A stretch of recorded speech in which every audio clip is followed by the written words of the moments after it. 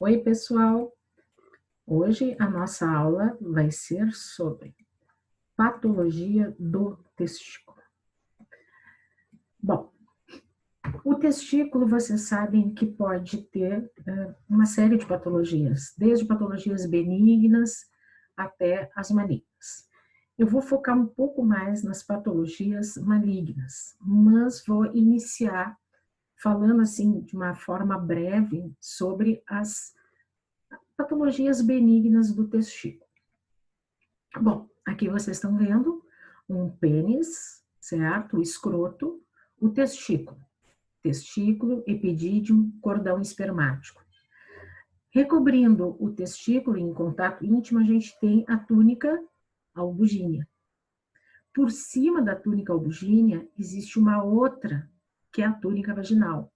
E entre as duas existe um espaço virtual, que é justamente o local onde se tem o acúmulo de líquido na hidrocele, por exemplo, tá?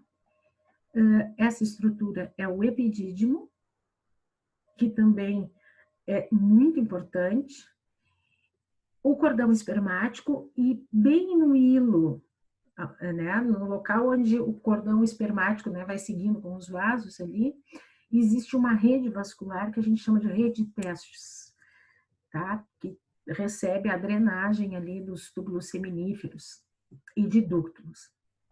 E que, portanto, é importante quando se faz o estadiamento da doença maligna, no caso, tá?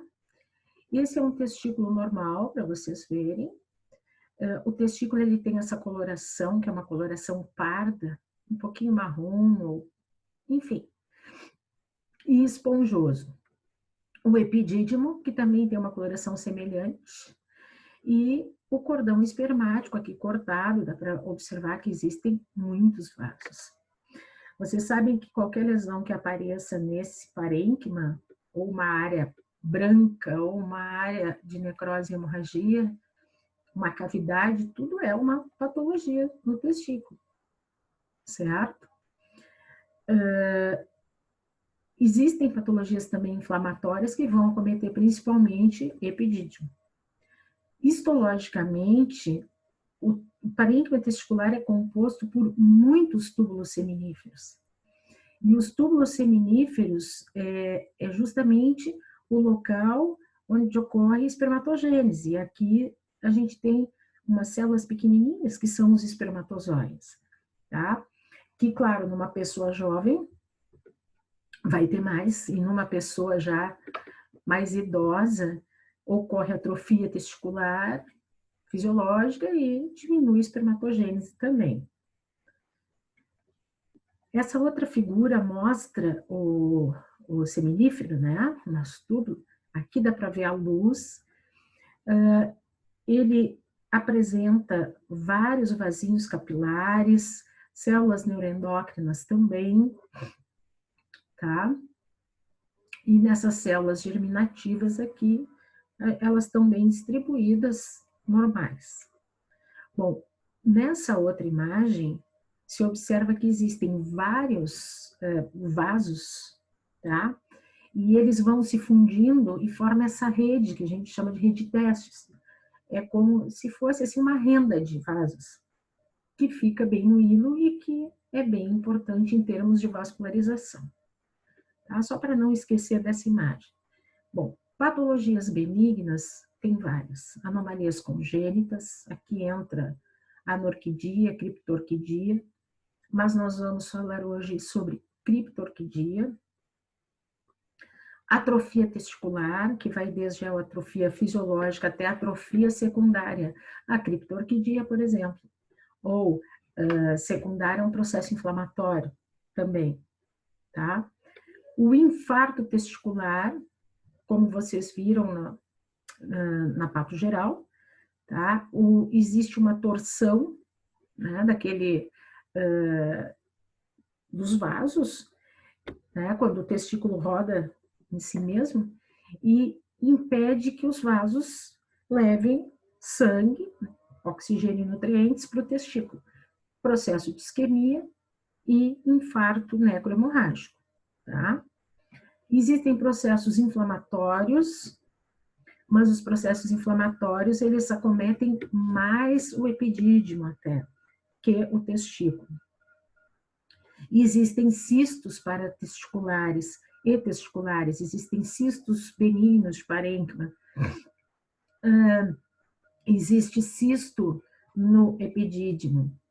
E na superfície externa, em algumas ocasiões, se identificam umas lesões císticas que são correspondentes às idades de Morgane da tuba uterina, tá? Seria também uma idade de um cisto bem simples, com epitélio bem baixinho. Bom, criptorquidia, então, é uma condição mais rara, não é tão frequente, e acomete principalmente prematurinhos. E isso acontece porque o testículo, ele vem do abdômen e ele vai pelo canal inguinal até chegar na bolsa escrotal. Bom, o que acontece é que existe uma falha nessa migração do testículo para a bolsa escrotal. Tá? E aí o testículo não desce. E ele começa a fazer essa descida lá pelo 3º mês de gestação. E ela deveria já estar completa no 6º mês. Pode acontecer o quê? Alguma lesão física que impeça essa descida, certo? Como, por exemplo, uma hernia inguinal, que tem associação com criptorquidismo em 10 a 20% dos casos. Pode haver uma ação de hormônios, como o androgênio, tá? Que também impede essa descida. Quando vocês forem examinar o paciente, vocês vão ver se o testículo está na bolsa, se não está, vocês podem, inclusive, às vezes conseguir palpar no canal inguinal o testículo que não desceu. Na maioria das vezes, o criptorquidismo é unilateral e em 25% bilateral. Qual é a importância do criptorquidismo? Ele pode causar esterilidade, porque ele não desce e vai sofrer um processo lá de atrofia, diminui a espermatogênese, em 10 a 60% dos casos. E porque o testículo criptorquídico, ele é um fator predisponente, tá? Para neoplasia germinativa. Porque ele vai sofrer, as células germinativas desse testículo que não desceu, elas sofrem um processo displásico e acabam desenvolvendo uma neoplasia de células germinativas in situ, tá? E essa é uma lesão precursora. Por isso que o criptorquidismo é muito importante.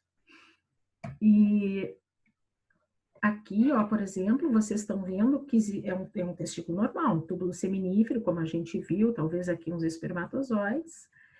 E nessa foto à direita é um testículo criptorquídico que não desceu, tá? Ele acabou parando no seu crescimento. Vocês veem que ele não tem aquela quantidade de células germinativas que deveria e não tem produção de espermatozoide. Temos também aqui células intersticiais.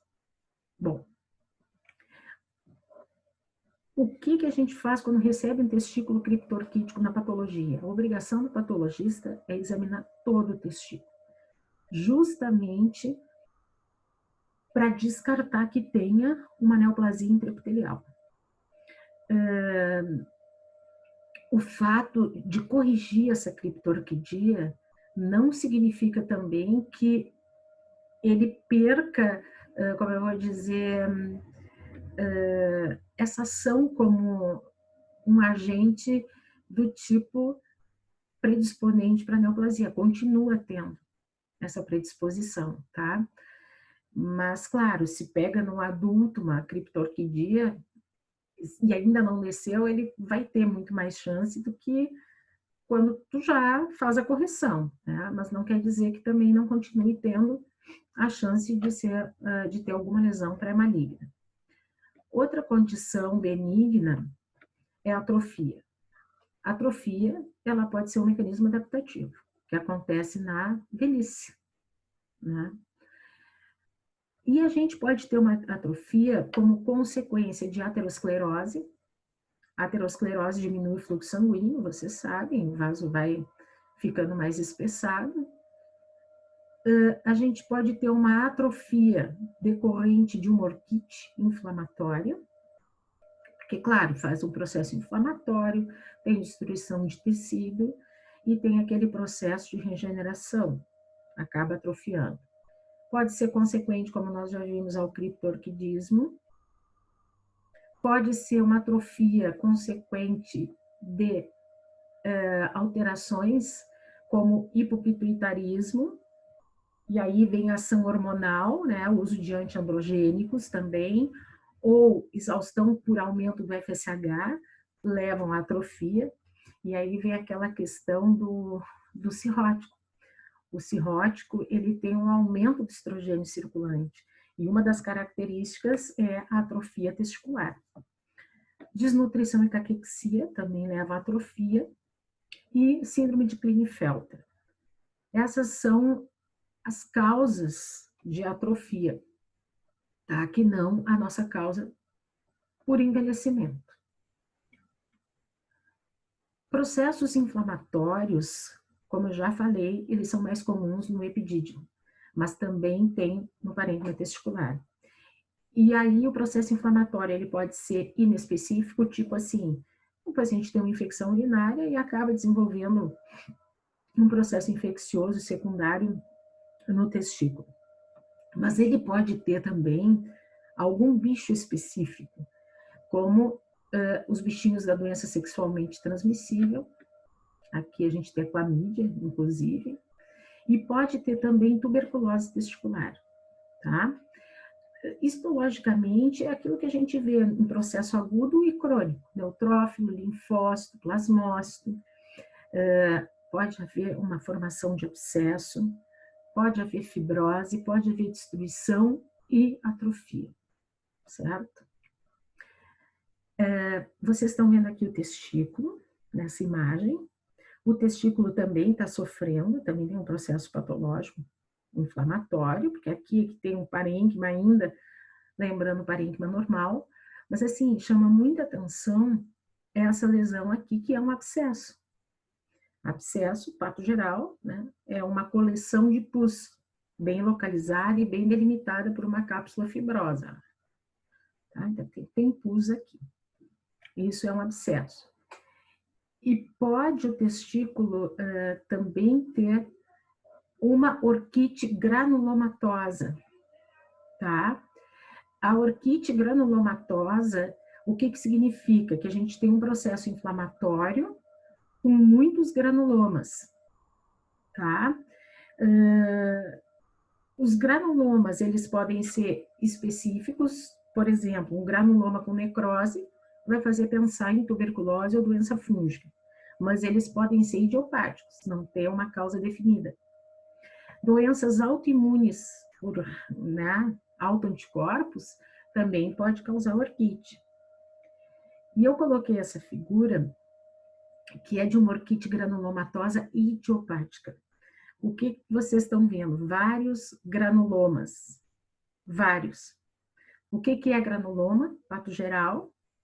Vocês têm uma coleção de células ou macrófagos epitelioides, circundados por um colar de linfócitos e que podem ter junto, né, necrose ou célula gigante multinucleada, não necessariamente. Na orquite granulomatosa idiopática, não ocorre nem necrose e nem célula gigante multinucleada. E geralmente a orquite granulomatosa, ela é unilateral. Quando se tem um processo como tuberculose, geralmente é uma doença granulomatosa bilateral. Por isso que, né, e quando é granulomatosa, o processo, normalmente ele envolve o seguinte, febre e um crescimento abrupto do testículo, tá? Mas só para vocês saberem. Aqui é um infarto testicular, que nós já vimos também na pato geral. Vocês veem o testículo com infarto necrohemorrágico, a gente tem necrose e ele fica vermelho, é um infarto vermelho. E ocorre por torção dos vasos. Por quê? O testículo, ele se posiciona dentro do escroto, tá? E não se sabe bem a causa, mas assim, o paciente que tem um trauma, por exemplo, o testículo pode sofrer o que se chama de efeito de pêndulo, e aí sofre essa torção, que dá uma dor aguda muito severa no escroto, tá? E existe um período de umas 5, 6 horas em que ainda pode tentar se reverter esse processo e intervir. Mas infarto hemorrágico. As lesões paratesticulares, como eu disse, tem cisto simples de epidídimo, pode ter, inclusive, até mesmo no testículo, um cisto epidérmico, como o cisto de pele, por exemplo. Como no cordão ali tem adiposo, a gente pode ter um lipoma de cordão, a gente pode ter cisto de albugínea, tá? E algo que chama muito atenção, que às vezes os recém-nascidos têm, é a hidrocele. A hidrocele, o que que é? Se tem um conteúdo de líquido que se acumula entre as duas túnicas. Geralmente porque ainda existe não ficou bem fechadinha a parede abdominal e existe a passagem de fluido, né, do abdômen para o escroto. Normalmente a criança nasce, né, com baita escroto e aí se espera até um ano e meio, às vezes até 2 anos. E aí, se não for reabsorvido, se opera, né, para desfazer essa hidrocele e para corrigir, às vezes, a comunicação. Mas eu coloquei a figura porque é legal esse exame, se apaga a luz e se coloca uma luz direto, né, que é a translumiscência, o nome do exame, e fica com esse aspecto aqui que vocês estão vendo. Isso caracteriza a hidrocele. Bom, então, lesões benignas, vocês viram lá comigo. Foi uma passagem, ainda assim, se for pensar o escroto, né, ele é uma pele, tá? Qualquer lesão de pele pode aparecer no escroto, do tipo carcinoma, por exemplo. Inclusive, o primeiro tipo de carcinoma que se atribuiu à doença ocupacional, né, foi o carcinoma do escroto, justamente porque ele foi descoberto em pacientes que trabalhavam em chaminés, tá? Então pode ter no escroto também. E o escroto, ele é importante, porque a função dele é manter o testículo guardadinho e o cremaster e manter a temperatura ali longe de altas temperaturas, digamos assim. Então, isso é o que mais ou menos a gente pode ver agora, tá? As lesões intraepiteliais, eu coloquei aqui esse título para a gente não esquecer. São tumores intraepiteliais de células germinativas. Bom, a maioria a gente chama de neoplasia, durante muito tempo se chamava de intratubular, de células germinativas, e agora a gente pode chamar também de carcinoma in situ, né? É como se fosse um carcinoma in situ. Em muitas ocasiões, essa lesão in situ, ela é vista em conjunto quando o paciente já tem uma lesão invasiva e em áreas adjacentes aparece essa área in situ, que foi justamente a área pré-maligna, tá? Ou então, assim, a gente tem uma história familiar de alguém que já teve câncer de testículo, ou alguma disgenesia gonadal, ou criptorquidia, e vai fazendo exames, tá? Bom, em 50% dos casos, os pacientes que têm essa lesão in situ você sabe, compromete toda a espessura, mas não rompeu a camada basal. Em 5 anos, 50% podem ter progressão para tumor invasivo, tá?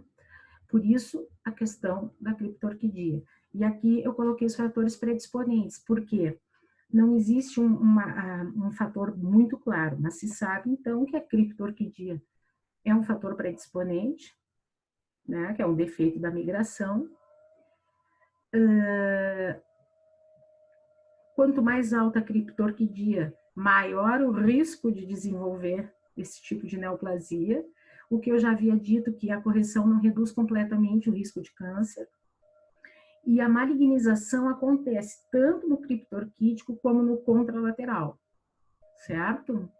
E a atrofia acaba também sendo importante ali. São teorias de desenvolvimento do testículo que acabam entrando como fatores predisponentes, mas a verdade é que a gente tem o desenvolvimento de uma neoplasia de células germinativas in situ. Esse é o nome atual que não deve ser esquecido. Então, aqui vocês estão vendo os túbulos seminíferos e as células germinativas, tá? Eu botei aqui, ó, intratubular ou in situ. E vocês têm aqui, vocês podem ver que existe um grau de displasia, mas, por exemplo, nesse aqui não se rompeu membrana basal, é aquela questão do conceito de in situ. Mas vocês veem que ela tem já uma célula maior, tá? Um nucleolo mais proeminente, tudo o que a gente, eu estou procurando, mas não estou vendo tão claramente mitose aqui, mas é uma foto, tá? Só que vocês veem que não tem espermatogênese, a gente não vê aquelas células pequenininhas do espermatozoide, mas se vê que tem displasia, né? Células com tamanhos diferentes, um núcleo hipercorado, tá? Isso é a neoplasia de células germinativas in situ. Vamos ver o que diz aqui do lado. Adjacente em áreas invasivas é a forma mais frequente da gente achar, porque se o paciente que não teve criptorquidia, que tem essa neoplasia in situ, dificilmente se faz o diagnóstico, porque ele não vai ter sintoma. Quando se faz o diagnóstico, já é invasivo. Então, por isso que sempre se diz, ó, que é mais frequente de se observar essa condição em casos que já tem uma neoplasia invasiva. Mas, claro, se tem um testículo criptorquítico, tem que avaliar a presença dessa lesão in situ, tá? Então, citoplasma claro, núcleo hipercromático, provavelmente em algum momento aqui deve ter aqui eu acho que tem uma mitose, e não tem produção de espermatozoides, tá? Existe imunistoquímica, sim, por quê? Porque às vezes é difícil de definir.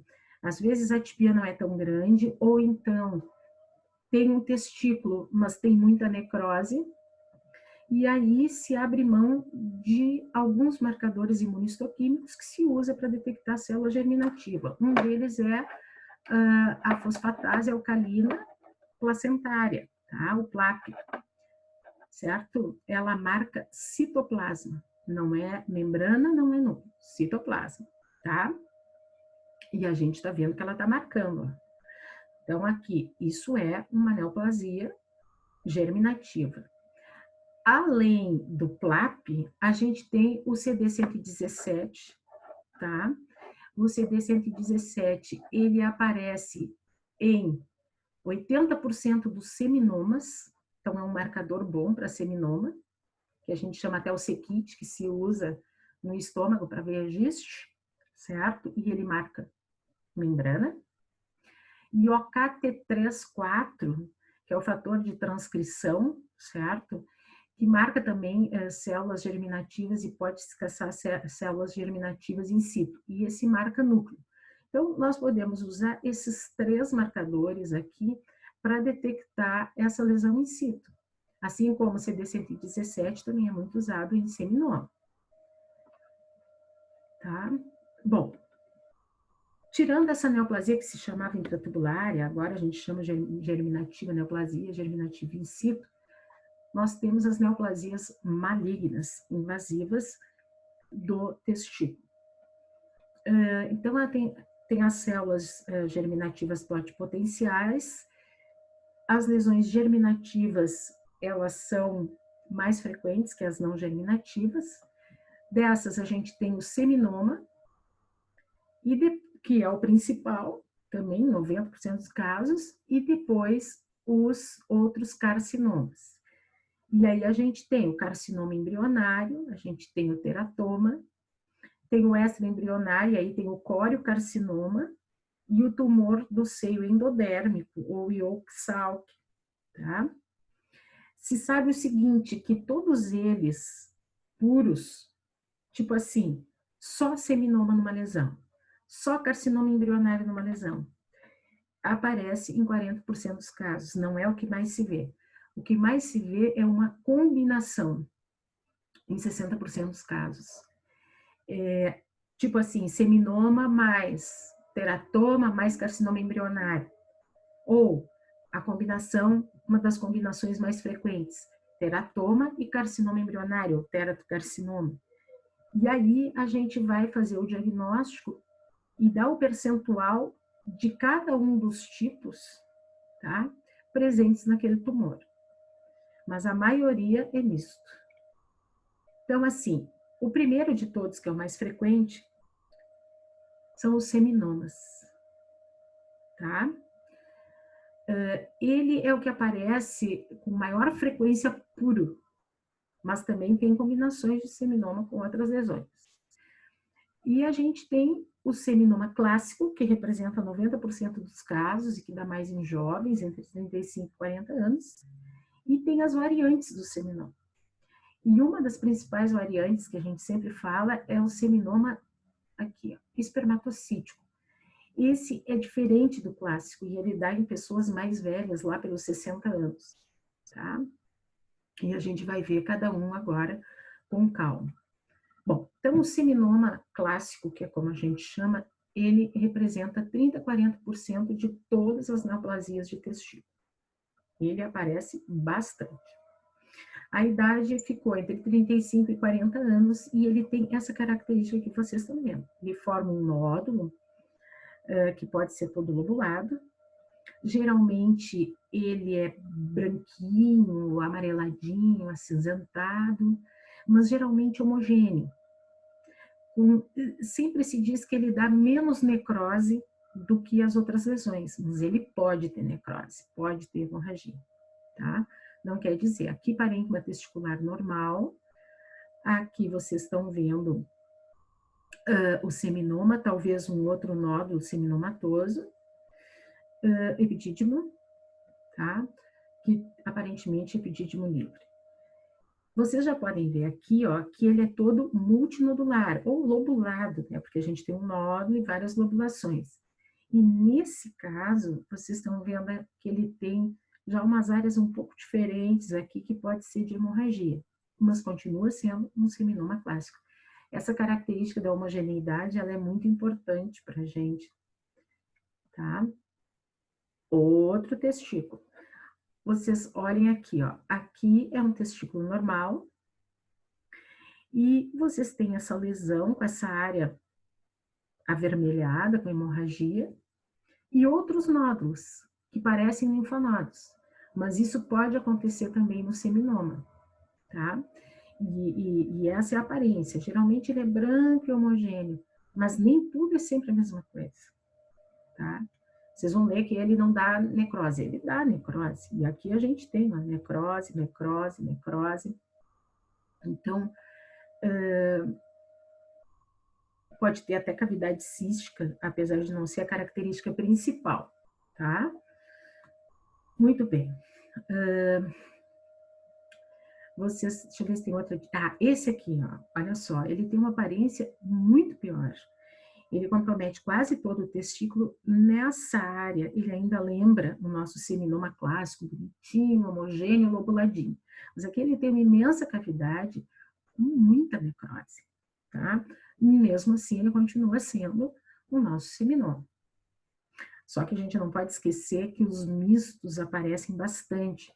Então, o macroscopista do laboratório, ele tem que garantir que seja muito bem examinado, que tenha cortes pelo menos a cada 2 centímetros na lesão, tá? De 2 em 2 centímetros vai se cortando. E o que aí eu quero voltar nessa outra figura aqui, ó, para poder mostrar para vocês. Por exemplo, aqui dá para ver que ele tem a albuginha. A túnica vaginal deve já estar rebatida, ela logo se descola quando não tem invasão tumoral. E é importante ver se ele invade albuginea, se ele invade vaginal, se ele invade epidídimo, se invade a base do cordão e a rede de testes, tá? E o limite cirúrgico, que é aquele limite que o cirurgião, o urologista corta, tá? Lá é o nosso limite, ou margem de ressecção cirúrgica. Então, não esquecendo que ele é homogêneo, ele é lobulado, ele é branquinho. Ele pode ter necrose, pode ter hemorragia e pode ter cavidades, tá? E classicamente, vocês estão vendo aqui, ó, ele tem uma célula com um citoplasma amplo, tá? E claro, por quê? Porque ele produz glicogênio dentro das células. Aqui, deixa eu ver se tem. Nananã. Onde é que... Ah, tem, ó. Contém glicogênio, para vocês poderem ler depois o que tem aqui. E a gente vê que tem nucleolos proeminentes e núcleos, às vezes, maiores que citoplasma também, mas geralmente tem um citoplasma mais amplo, tá? Uma célula clara, porque tem o glicogênio, e tem nucleolo proeminente. E ele vai se dispor, essas células, elas se dispõem assim, ó, tipo um cordão ou ninhos de células, mas em torno delas existe sempre um grau de fibrose e vocês estão vendo que tem um infiltrado de linfócitos aqui, tá? Em torno dessas células. Aqui ficou melhor até de ver as células, porque a gente tem os ninhos e dá para ver que o citoplasma é todo claro, ó, nessa foto, todo clarinho. E os nucleolos, eles são mais proeminentes, dá para perceber, e em torno dos ninhos, muitos linfócitos. E isso caracteriza a célula do seminoma, no caso, seminoma clássico, tá? De novo aqui, vocês estão vendo muitos linfócitos, tá? Uns núcleos hipercromáticos. Deixa eu ver se eu vejo nucleolo. É que até aqui a gente tem que ver, né? E essa é a ampliação daquela imagem anterior, tá? Para ver mais de perto. O citoplasma, na verdade, ele fica claro, mas ele é todo rosadinho, ó, porque ele forma esses grânulos de glicogênio. Pode ter estiócito também, linfócitos, formando como que trabéculas entre as ilhas de neoplasia. São neoplasias de células germinativas. Então, aqui, ó, como que pode até se ver o glicogênio? Se faz um PAS e o PAS vai corar, vermelhinho. Em termos de marcadores, que já se estudou também na pato geral, a gente tem a fosfatase alcalina placentária, tá? O número de mitoses é variável no seminoma clássico, ele é uma neoplasia que tende a ficar localizada e não crescer muito. Ao mesmo tempo, as metástases acabam sendo mais para a região inguinal, né? Então, o potencial de conseguir, dependendo, claro, do tamanho, do momento que pegou a lesão, até de conseguir um certo grau de cura, viu? O seminoma clássico, ele tem variantes, como eu tinha falado. Variantes por quê? Porque aparecem outras coisas na histologia, junto com aquelas células com citoplasma claro. Pode aparecer células gigantes trofoblásticas, tá? E ele não ser um outro tipo.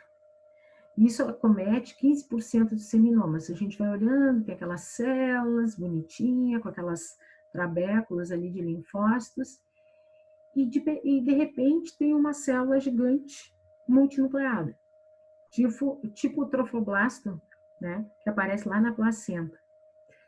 Então, esse seminoma, ele vai ter um marcador positivo para alfa-fetoproteína, né, e HCG, sem dúvida nenhuma. E aqui vocês estão vendo, então, a célula trofoblástica, tá? A gente tem o sincício trofoblasto e o citotrofoblasto. Deixa eu ver se tem outra foto. Aqui é o sincício trofoblasto. O sincício é a célula maior, que aqui, talvez aqui, ó, seja o sincício, e as células menores, o citotrofoblasto, que formam essa célula gigante, tá? Com vários núcleos. E vocês podem ver que aqui do lado tem as mesmas células do seminoma clássico e mais as células inflamatórias. Então, a gente tem um seminoma clássico, claro que isso não pode ser, assim, a lesão não pode ter um grande percentual desse sincício trofoblasto, porque aí ele deixa de ser só um seminoma, uma variante, tá? Bom, o que pode se fazer para ter certeza que aquela célula é um sincício trofoblasto? Uma imunistoquímica com HCG, e marcou a célula maior, gigante, que é essa aqui, ela marcou, tá? Corou em marronzinho aqui, que a imunistoquímica sempre fica com essa coloração em marrom. Então, assim, é uma variante, tá? Tem outra variante do seminoma clássico, que é o seminoma anaplásico. E existem outras variantes, vamos falar de algumas. O anaplásico é porque, assim, vocês lembram que a anaplasia é indiferenciação.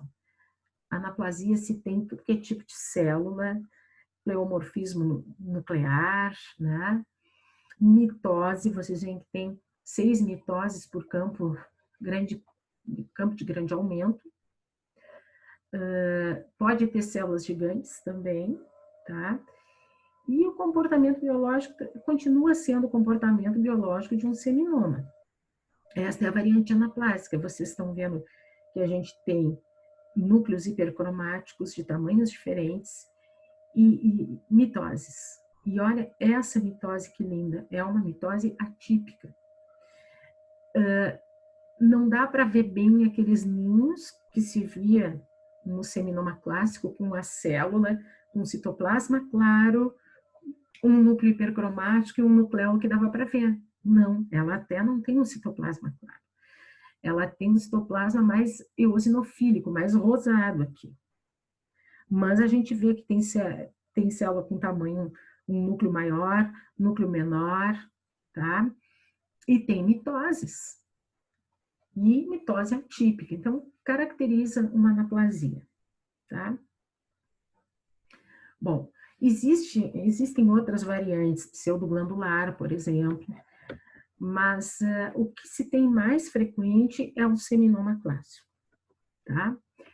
O seminoma espermatocítico, vocês veem aqui, ó, que ele...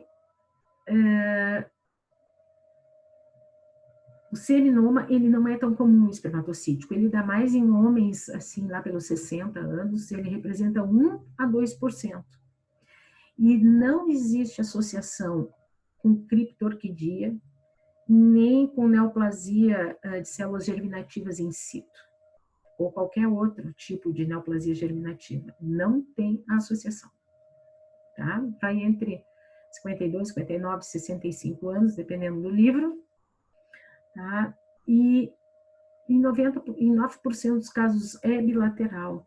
E ele tem como marcador a alfa-feto, beta-HCG e o LDH. Então, ele é um seminoma diferente, tá? Antes ele era considerado variante do seminoma, agora ele é uma entidade única. É isso que essa frase está querendo dizer. Aqui está o seminoma espermatocítico. Tá? Ele media 2,8, ó, 2,8. E uma das características que para mim até não está tão bem nessa foto, mas é que ele teria um aspecto gelatinoso, o que dá um certo brilho quando a gente olha. Mas vocês podem ver aqui, ó, a albugínia, aqui epidídimo, certo? É uma neoplasia pardo-clara com aparência gelatinosa. Esse outro já está um pouco pior, tá? Ele é todo multinodular, ele tem umas áreas rosadas, tem áreas com necrose, hemorragia, áreas gelatinosas, tá? gelatinosinha aqui. Então, é o nosso, ele fala em degeneração, né, mas é degeneração cística. Tá? E outra coisa, ó, ele tem extensão, eu não estou vendo a extensão paratesticular, mas é porque a gente tem um corte só, né? Mas parece até que ele está ultrapassando mesmo a túnica albugínea. E ele se caracteriza, ó, por esses ninhos aqui. Vocês veem que ele tem septos fibrosos? Não tem, eu não estou vendo. Mas ele tem 3 tipos de células. Tem células grandes, tem células de tamanho intermediário e tem células pequenas, tá? Ele não forma ninhos de células com citoplasma claro, como no caso do nosso seminoma clássico. Mas aqui tem em negrito para vocês podem ler, ó. Ele tem um arranjo mais difuso, ele não tem os septos que a gente via, e tem vários tamanhos celulares, vários. Aqui vocês têm a célula maior, né, e a cromatina toda salpicadinha, que é uma característica. Bom, aí dos seminomatosos, a gente tem, ainda de células germinativas, o carcinoma embrionário. O carcinoma embrionário, ele acontece um pouco mais cedo, seria entre 20, 30, 40 anos. O carcinoma embrionário por si já é mais agressivo que o seminoma. Ele tende a ser um tumor na macro menor, com mais necrose, mais hemorragia, mais cavidades císticas. E quando a gente olha na micro, ele faz tipo alvéolo, que é glândula, ou túbulo, né? Ou se espraiando. Então, como ele é mais agressivo, ele costuma comprometer a albugínea e comprometer o epidídimo. Ele é uma lesão mais agressiva. O que a gente já vê olhando para essa peça aqui. Aqui é o parênquima, tá? E essa lesão, embora tenha uma boa delimitação, mas vocês estão vendo muita necrose, muita hemorragia. Tá? Ele não representa um número grande, 30%. Raramente criança vai ter. E outra coisa, ele pode, algumas vezes, em 10% dos casos, o paciente tem ginecomastia. Tá? Metástase em 40% dos casos. Mas tem um outro detalhe. O carcinoma embrionário puro, ele não é comum. Ele é comum em associação com outro. Aqui, de novo, para mostrar, olha o epidídimo aqui em cima, a albugínea, aqui está vaginal, ó, e essa lesão, com muita necrose e muita hemorragia, certo? Essa é uma outra imagem que a gente vê que ele já está comprometendo mais o testículo, né? Talvez, quem sabe, até envolva o epidídimo às vezes. Aqui diz que ele infiltrou o cordão espermático, mas a foto talvez esteja para cá, ó, aqui tem lesão. Não estou vendo cordão espermático, mas assim, como o carcinoma embrionário é agressivo, dá metástase, ele invade mais epidídimo. Mas não é muito comum carcinoma embrionário puro, tá? Não é muito comum, não. Vamos lá. O que a gente tinha falado, ó, que ele forma como que glândulas, na verdade não são glândulas, são esboços de glândula. E ele pode ter túbulo ou papila, mas vocês podem ver o seguinte, aqui tem uma mitose, ó, que bonitinha. Ele tem atipias celulares, nucleolo proeminente, mitose, mas parece que ele forma glândula. Isso é uma estrutura que a gente chama de primitiva, né? Com células anaplásicas. Por quê? Porque ele faz um lumen. É como se fosse uma glândula, mas não é. Tá? E nessa outra lâmina, ele está fazendo isso aqui, ó, uma projeção papilar, certo?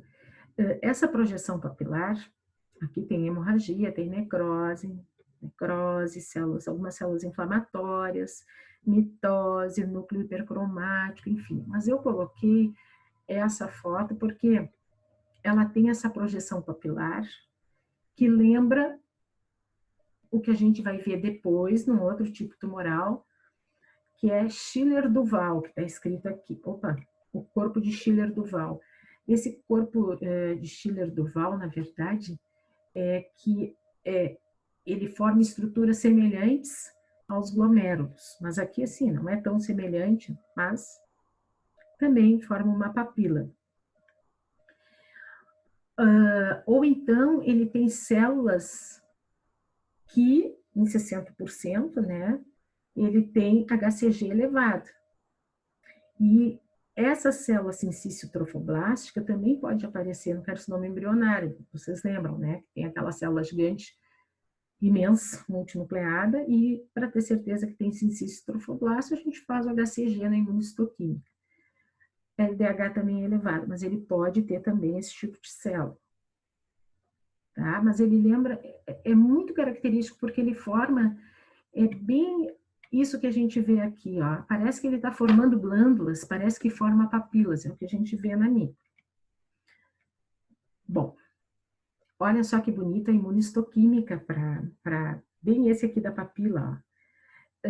A gente fez um CD30, que ele aparece reativo, membrana, vocês estão vendo, né, que ele circunda bem direitinho, em 85% dos casos.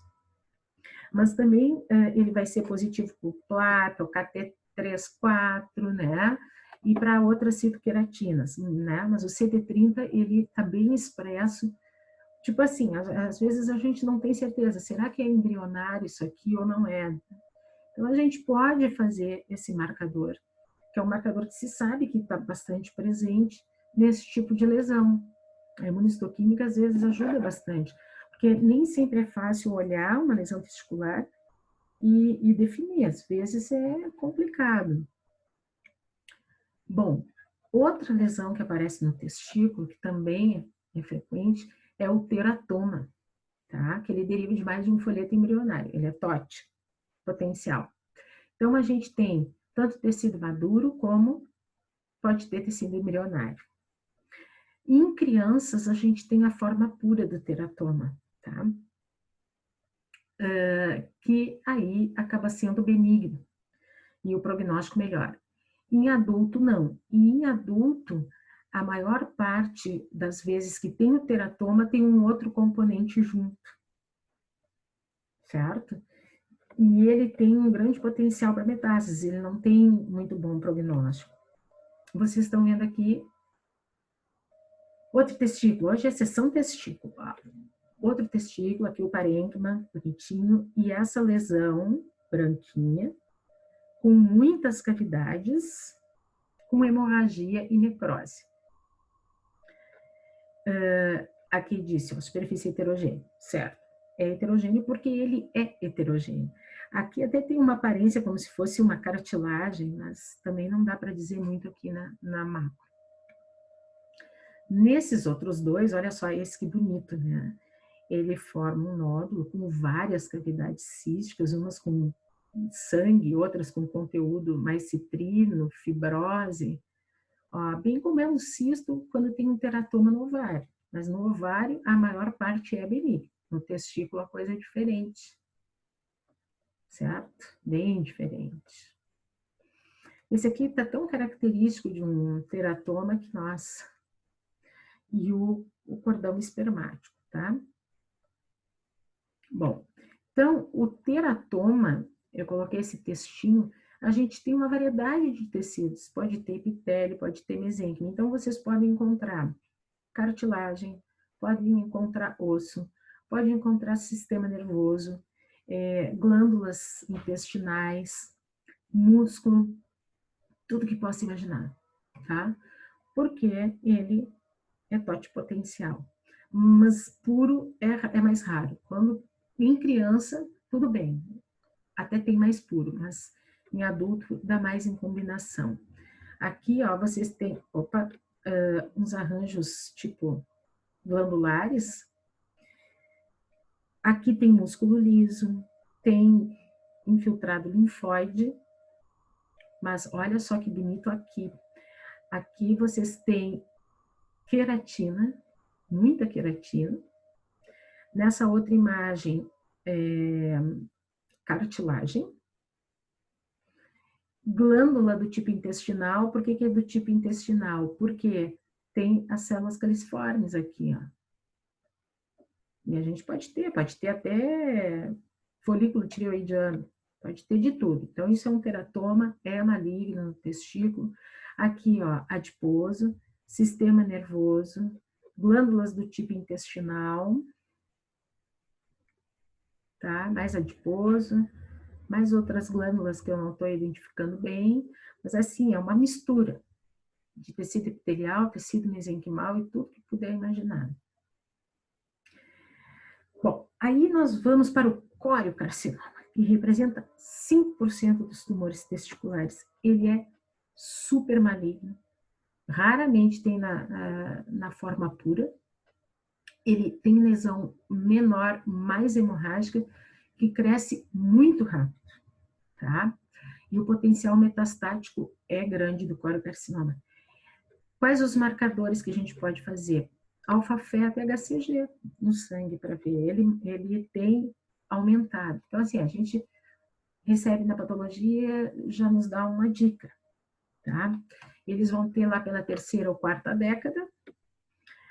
Pode até não ser palpável, ou então assim, ó, como ele tende a ser um pouco menor que os outros em tamanho, ele pode ser oculto e a gente acabar fazendo o diagnóstico através de metástase, certo? Porque daí ele pode ter, inclusive, outras sintomatologias, outros achados clínicos, tá? Como vocês estão vendo, ele tem elevado HCG, né? Ele é um homólogo do TSH-LH, uma das subunidades, então ele pode dar hipertireoidismo e tudo que vem junto, ginecomastia e outras sintomatologias além dessas, certo? E ele tem as células trofoblásticas. E aí, pessoal, é que vem a história, porque as metástases são para pulmão, fígado e osso, tá? O coriocarcinoma, ele também tem aquele tipo de célula gigante que a gente viu, nós vamos ver na sequência. Então, ele forma uma lesão vermelha hemorrágica, com hemorragia, também com alguma cavidade, tá? Isso que fala aqui em escara central seria o desenvolvimento de uma fibrose central. Eu não estou vendo nenhuma escara central aqui, mas talvez aqui um pouquinho de fibrose, aqui a fibrose sempre aparece branquinha. Todo vermelho e hemorrágico, como vocês estão vendo, ele é altamente maligno, né? Puro, ele é raro, tá aqui, ó, 0,3%. O que acontece é a gente ter outro tipo de lesão, sei lá, um seminoma, um teratoma e uma área com cória. Mas o córeo puro é mais raro, tá? Misto, 15%, aparece em 15%. E ele tem aquelas células que a gente falou, do sincício trofoblasto, tá? E citotrofoblasto, muita necrose. Vocês estão vendo? As células aqui não dá para ver bem a núcleos, porque é outra. Aqui dá para ver, ó, que ela tem vários núcleos, tá? Hemorragia, talvez aqui citotrofoblasto, sincício trofoblasto, tá? Que coram o sincício trofoblasto, a gente pode fazer no tecido um HCG também. Certo? Olha aqui, ó. Quantas células gigantes aqui, com quantos núcleos tem essa aqui, tá? Vários núcleos, mitoses, atipias celulares, aqui outra gigante de novo, por isso que eu falei lá no seminoma, que a variante do seminoma com célula gigante, tipo trofoblástica, é um diagnóstico que deixa a gente atrapalhado, porque como existe combinação, tipo assim, seminoma mais córeo, e fica às vezes realmente difícil. Claro que o coriocarcinoma puro é mais raro, a gente pode partir desse princípio. né? Mas ele tem, naquela variante, o mesmo tipo de célula que aparece no colocarcinoma, tá bom? Então, aqui se fez de novo a imunohistoquímica para sincistrofoblasto, que expressa o HCG muito bem, obrigada. E também pode usar inibina, tá? Aqui, só usando o HCG já vai marcar a célula para nós, como marcou lá na nossa outra lâmina que tinha lá no seminoma. O outro tipo ainda, dentro dos germinativos não seminomatosos, temos o tumor do seio endodérmico, ou yolk sac. Esse é o tumor que aparece em crianças, principalmente. Até 3 anos, seria o tumor testicular mais comum de crianças. Quando ele é puro, ele tem bom prognóstico. Em adultos, ele não costuma aparecer puro. Se tiver algum componente de seio endodérmico, ele vai estar associado a outro tipo, misto, seria misto, tá? Ele não tem cápsula, ele é homogêneo e ele também é mucinoso. Bom, então assim, o yolk sac, que a gente sempre usa esse nome, né? É o mais comum em crianças. 75% pré-púbere. E pós-púbere é mais misto, 44% dos casos, tá? A idade média seria assim, tipo, entre 16 e 19 anos, ou pode dar também dos 15 aos 40. Ele tem alfa-feto proteína sérica elevada, não tem hormônio, atividade hormonal, certo? E não tem associação com disgenesia gonadal ou com criptorquidismo. 10 a 20% das crianças vão ter metástases, tá? Pode ser em pulmão, fígado, reto, peritônio e osso. Geralmente, as metástases de testículo são para esses sítios. Pulmão, fígado, ossos, tá? Retroperitônio também. Então, o tumor do seio endodérmico, ele é todo homogêneo. Isso lembra um pouquinho até o seminoma, né? Mas ele tem um aspecto também que se diz gelatinoso, ó, fica brilhante. Eles dizem sempre que é yellow, né? Ou cinza. Cinza, branco, para mim, branco acinzentado, vocês entendam essa cor aqui, tá? Então, é um tumor que aparece em adulto jovem. Geralmente lá é na forma pura, e no adulto não. É uma combinação. O que que tem? Ele vai ter microcistos, ele pode ter cordões, ele pode ser sólido, mas tem algumas características que são importantes. Por exemplo, aquele corpúsculo de Schiller-Duval e as inclusões hialinas. Essas são características histológicas do tumor do seio endodérmico, ou yolk sac. Então, assim, a gente tem vacúolos intracelulares, tá? Com glóbulos hialinos dentro dele, e ele forma, assim, como que essa palavra aqui significa que ele forma como que um favo de mel, a aparência na histologia. Que é isso aqui, ó. Aqui é o que está dizendo, ó. A gente tem cordões dessas células que tem esses espaços extracelulares, um núcleo rechaçado hipercromático, e que dá esse aspecto aqui como se fosse todo um favinho de mel. E isso é o seio endodérmico. Então, fora o favo de mel, a gente tem o corpúsculo, ou corpo, de Schiller-Duval. Então, isso lembra um glomero, tá? A gente olha e pensa que é. E ainda as inclusões hialinas, que a gente pode usar o PAS, ou alfa-fetoproteína, ou alfa-1 antitripsina, que são essas inclusões citoplasmáticas vermelhinhas que aparecem. Aqui é mitose, aqui é um núcleo grande hipercromático, tá? Mas ele tem essas características aqui. Essas áreas formando os favos, podem aparecer o Schiller-Duval, quando aparece, aí a gente fecha o diagnóstico, e essas inclusões aqui, hialinas. Hialina é vermelhinha de proteína, tá? Por isso é chamada assim. E aí, dentro de todos esses que a gente viu, 60% basicamente são combinados, 40% seriam puros. O mais frequente que eu já tinha dito é o teratocarcinoma. Tá?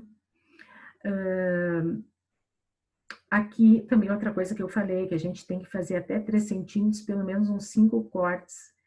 E a cada, do diâmetro, a cada mais 2 cortes, né? A cada 3 centímetros, 2 centímetros.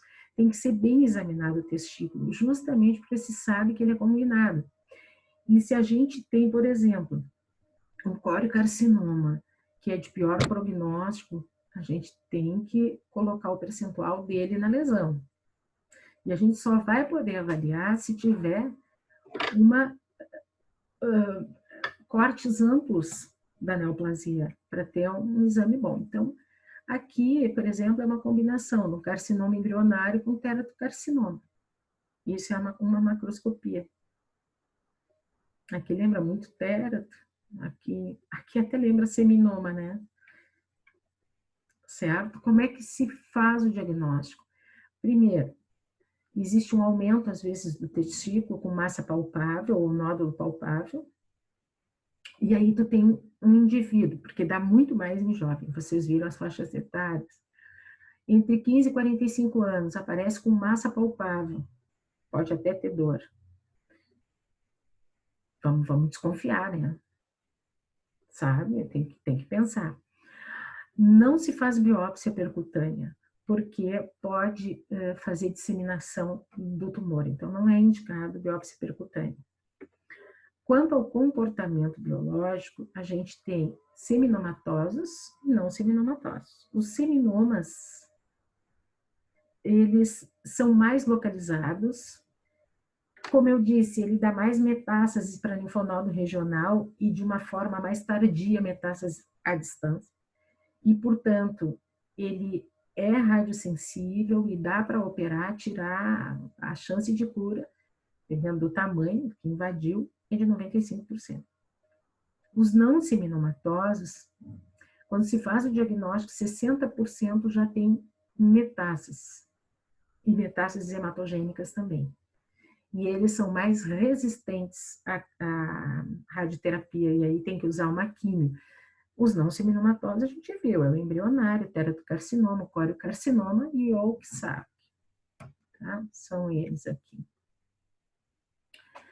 Além dos tumores, esses aqui eu só vou citar, tá? Os de células germinativas, que são de longe os mais frequentes, a gente tem tumor do estroma e cordão sexual, assim como tem também no ovário.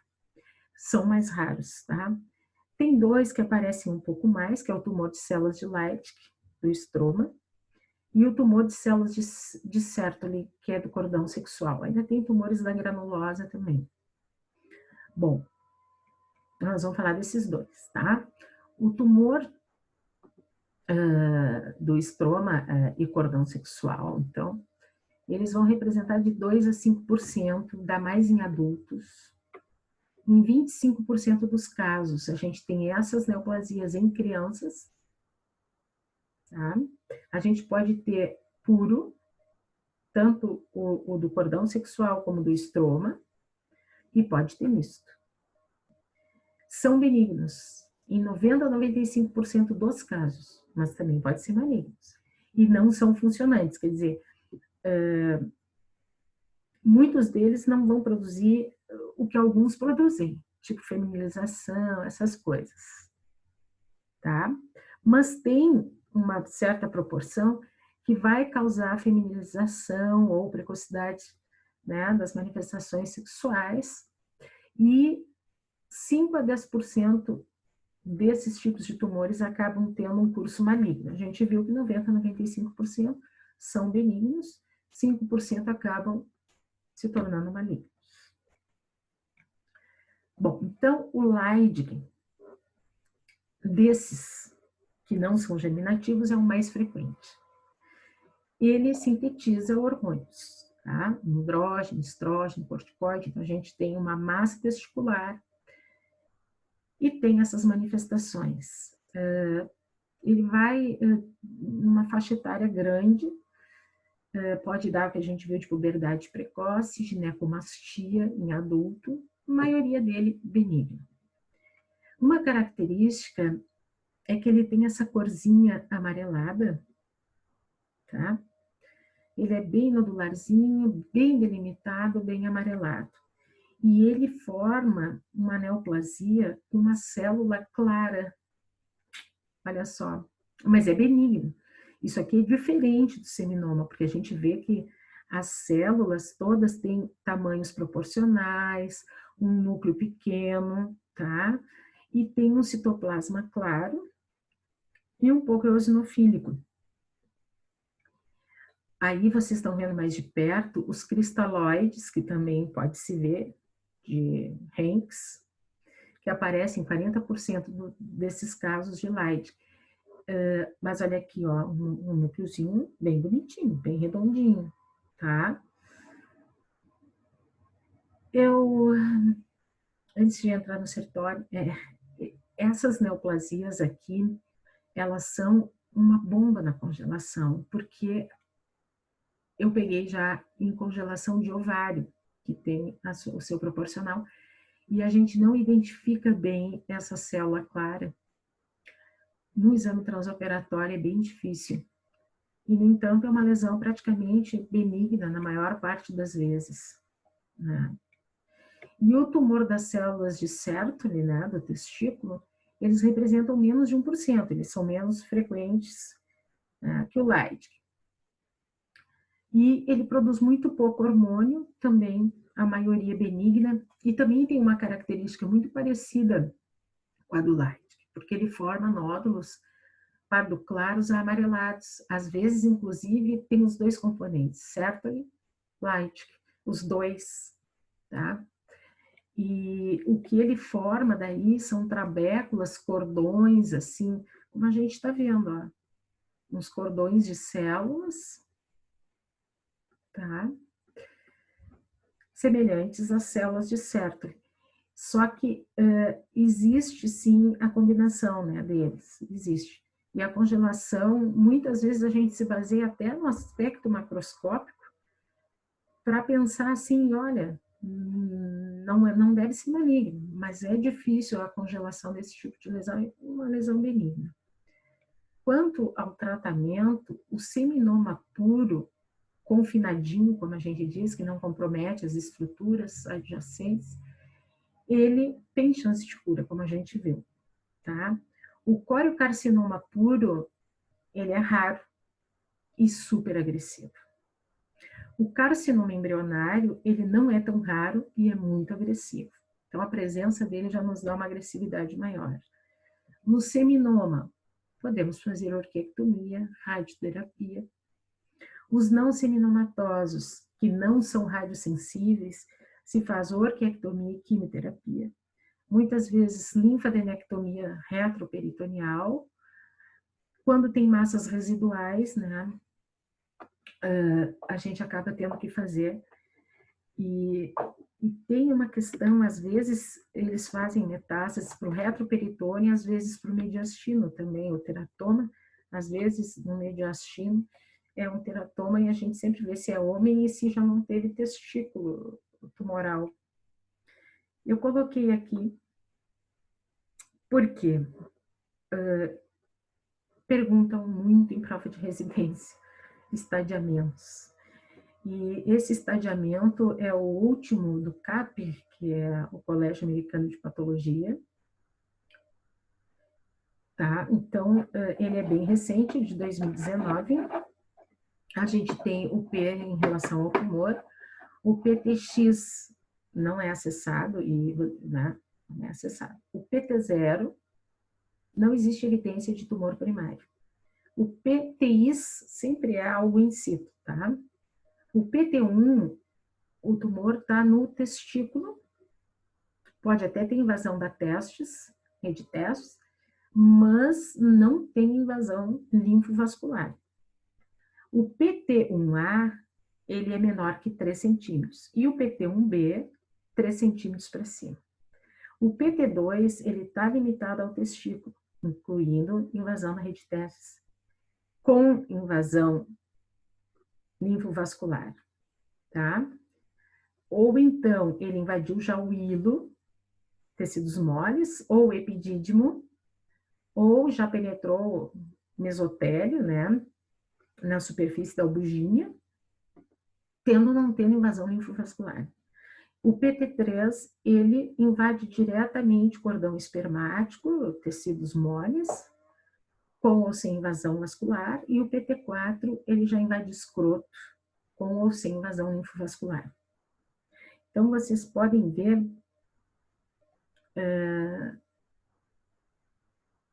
aqui, ó, o PT1, tá? Aquela subclassificação A e B, ela é aplicada só para o seminoma, tá? O A e o B. Senão, a gente considera só esse critério nos outros. O que eu ia dizer para vocês, que agora me falhou. Aqui. Vocês viram que existem vários critérios que tem que constar no laudo, né? Então, a gente tem que constar no laudo para vocês saberem que vocês vão receber os laudos. O tipo histológico. Se ele é puro, tudo bem. Se ele não é puro, a gente tem que colocar seminoma, né? Tumor germinativo misto, 2 pontos. Seminoma, 50%, teratocarcinoma, tantos por cento, tá? É importante colocar esse percentual. Medida de lesão sempre é importante, vocês estão vendo aqui. Além da medida, invasão de albugínea, invasão de epidídimo, que está tudo escrito aqui, vocês viram, né? Albugínea, epidídimo, rede testes, cordão espermático, margem cirúrgica, invasão linfática e perineural, sempre se coloca, sempre tem que ter nos laudos. Tá? Tem que ser especificado. Os linfonodos, eu vou partir direto aqui do N1, que a gente pode ter massa de linfonodos